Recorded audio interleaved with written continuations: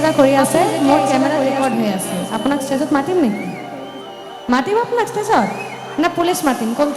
কোনটো কৰিম আপুনি বেয়া ইংগিত কিয় কৰি আছে আপুনি বেয়া ইংগিত তেতিয়াৰ পৰা কৈ আছে কিয় কৰি আছে মোৰ গোটেই কেমেৰাটো ৰেকৰ্ড হৈ আছে টুপি পিন্ধা মানুহ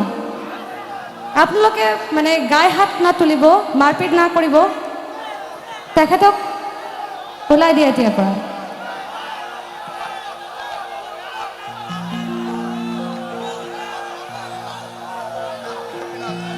ব্ল্যাক টি শাৰ্ট পিন্ধা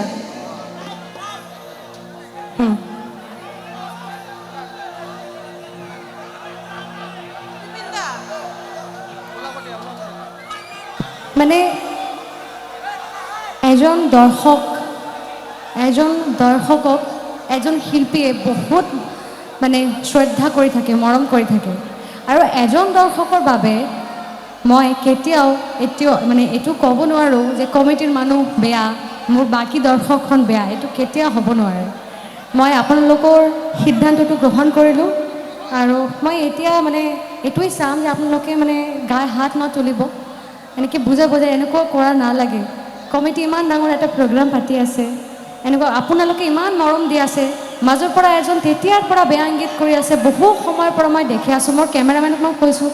যে এইটো নজৰ ৰাখিবা তুমি এই লৈ 4বাৰ মই এইটো চালোঁ তাৰপিছতে মই ক'লোঁ তো মোৰ মনে হৈছে এইটো এনেকুৱা মানে কোৱা দৰকাৰ কাৰণ মোৰ নিচিনা বাকী বেলেগ শিল্পীবিলাকেও অকৱাৰ্ড ফিল কৰি থাকে ষ্টেজৰ মাজত গান গাবলৈ অসুবিধা হৈ থাকে মনত কিবা এটা বেলেগ বাজে এটা বেয়া কথা ফুৰিবলৈ থাকে এনেকুৱা হৈ থাকে মাফ কৰিব যদি কিবা মোৰ ভুল হৈ থাকে